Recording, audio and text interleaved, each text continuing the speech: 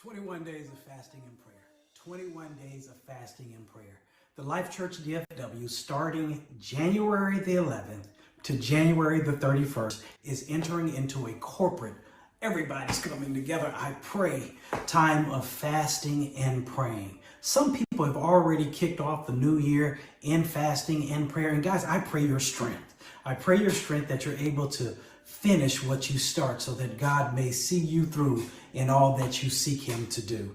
And so, but here we go as a body, 21 days, starting on the 11th, going until the 31st, we're going to do it together. I want to take a couple of minutes to talk about fasting and praying. Really more fasting than praying. I think that we understand that praying is spiritual communication with our Father. We're seeking him, asking him for direction, for guidance, and all those things. He tells us to pray about everything, that there's nothing that we cannot and should not come to him with. But fasting is the one that we don't know as much about. Why? Because we don't do it as often. And so over the next 3 to 4 days, what I want to do is talk about the who, what, when, where, and how of fasting. If you guys each time will give me about 7 minutes, I believe it will be beneficial for you. And I believe it will add to your strength as we start on the 11th and finish up on the 31st.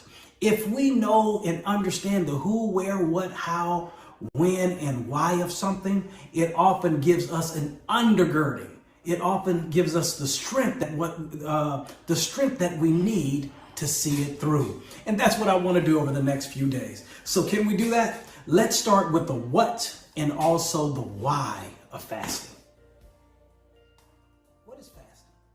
Fasting is a physical, but more importantly, spiritual discipline in which we deny the flesh of things that we need and desire in order to, and please get this word, intentionally seek God's face, his guidance, his intervention.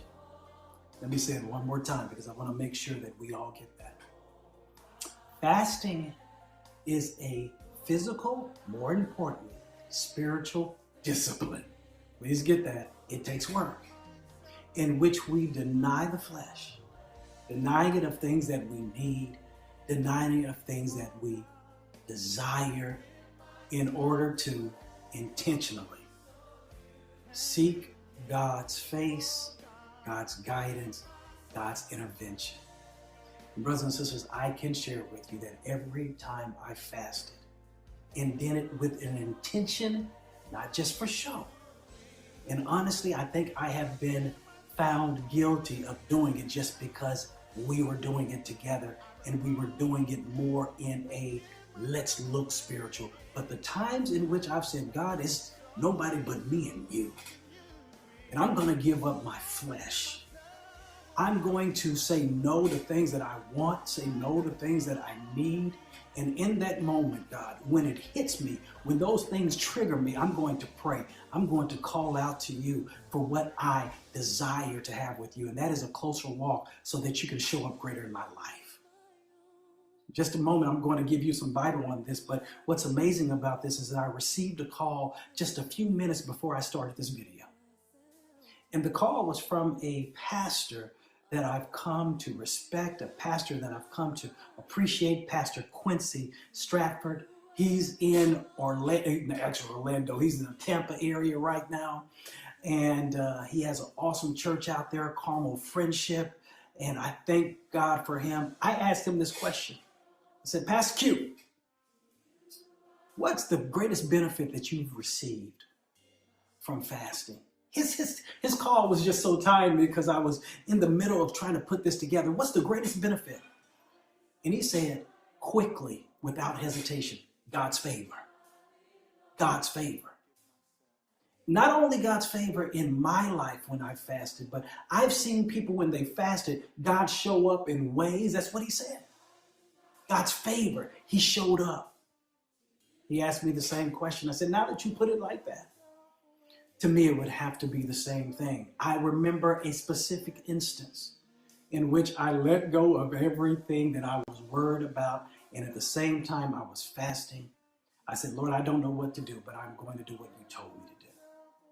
And in that moment, God opened doors that would not have been opened otherwise, I believe. It's because I was seeking him. And I denied my flesh so that I could feed my spirit.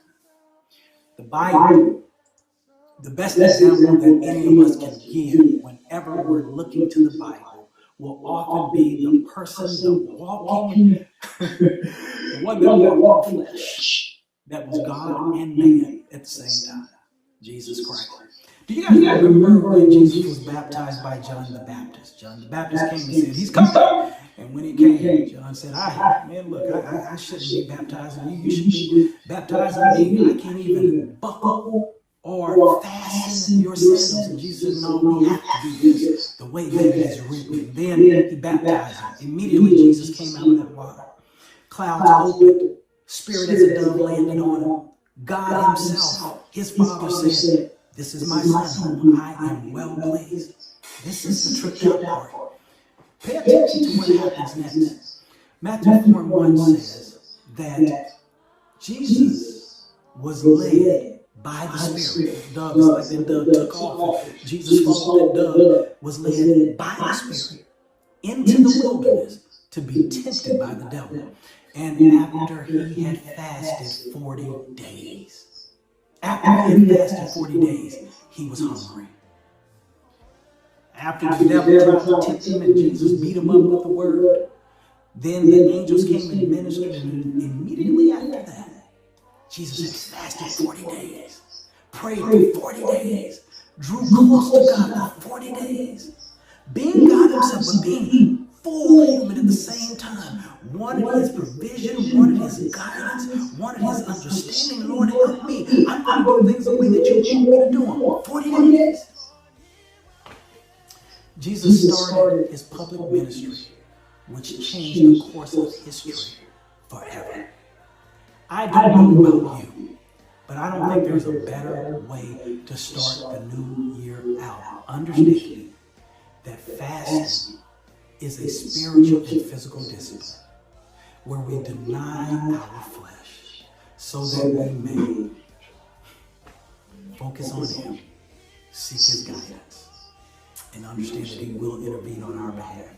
I don't know about you, but going out of 2020 into 2021, I believe that God has some great things for us this year.